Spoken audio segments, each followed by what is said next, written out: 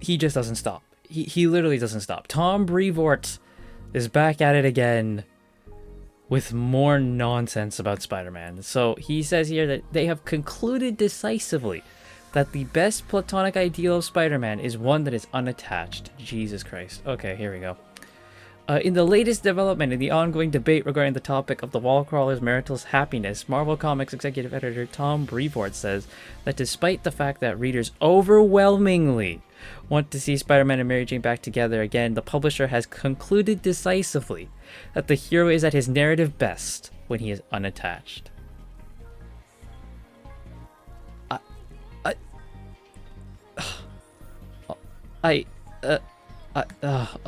Okay. Okay. Let's read it.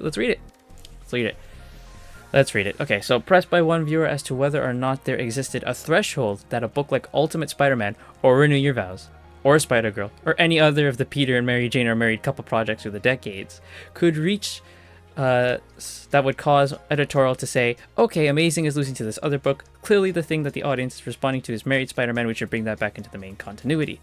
Brevoort confirmed that not only was there no relevant metrics for reuniting the fan favorite couple, but also that the publisher had absolutely zero interest in ever giving their relationship a chance.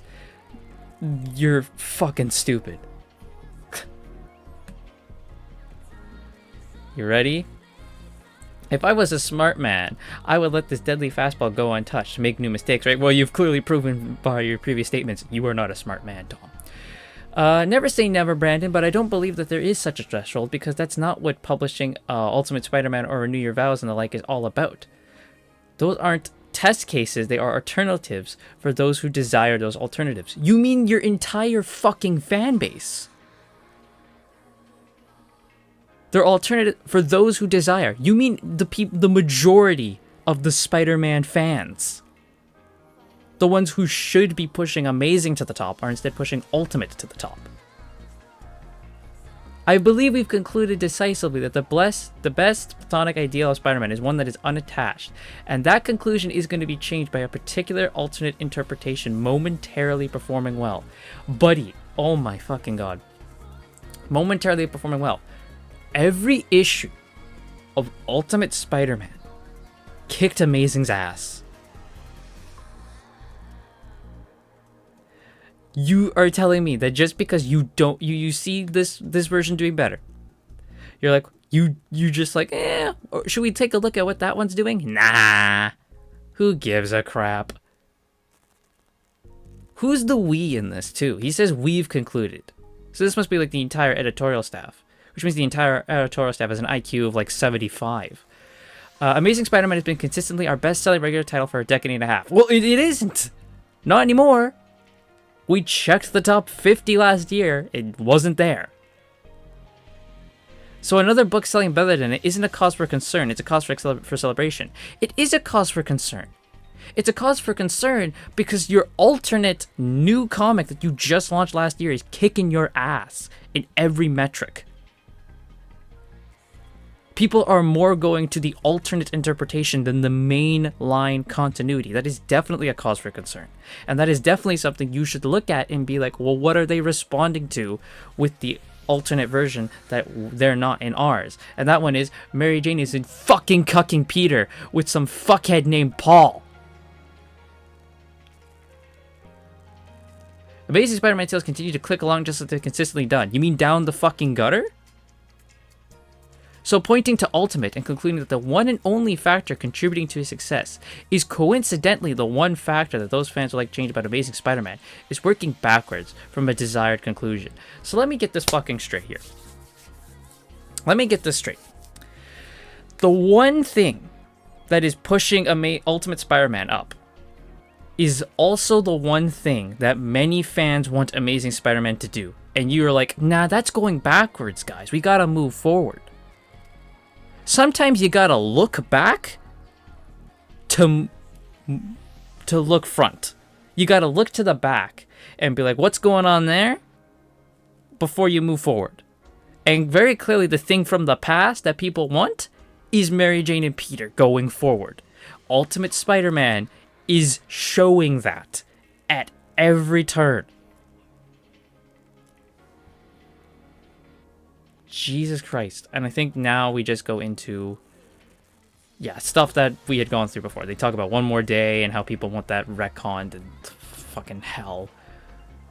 That's when Spider-Man died. That's when Spider-Man died. One More Day is when Spider-Man died. 2007, baby. That was it. That was it for Spider-Man. Spider-Man died in 2007.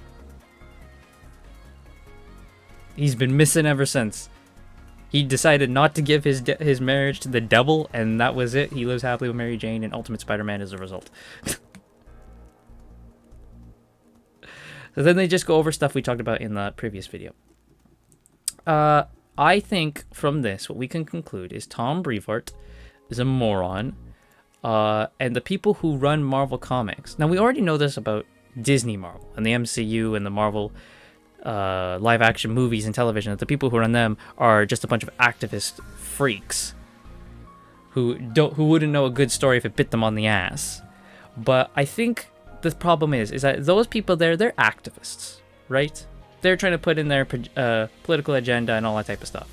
The people who run Marvel Comics, I think they're just straight up retarded and they can't function. Like, they're just stupid. They're straight up just dumb. That they think like, oh yeah, the best version of Spider-Man is one who isn't attached. What? If that was true and that was the definitive version of Spider-Man that people want, why do you constantly, from your own words, keep getting messages of people saying, put him back together with Mary Jane, put him back together with Mary Jane? So very clearly, this is not the ideal Spider-Man. The ideal Spider-Man is Peter Parker with Mary Jane Watson. I would go as far to say that these two is the Marvel version of Lois and Clark. You don't think of Superman and any story with Superman if Lois Lane is not factored into it. It is very similar with Spider-Man. Mary Jane is a huge part of Peter Parker's story. Just like how Lois Lane is a huge part of Clark Kent's story. So that's how I see this. This is essentially if DC, for whatever fucking reason, and DC has made some dumbass decisions lately, but they at least have the freaking know-it-all to not try and split Lois and Clark. Because they realize how many people love that relationship and how core that is to what the Superman stories are right now and have been for fucking decades, that they're like, no, they have to be together. That's it. Lois and Clark forever. That's how it is for Spider-Man. It is Mary Jane and Peter forever. Let me know what you think about all this in the comments down below. I will see you all next time.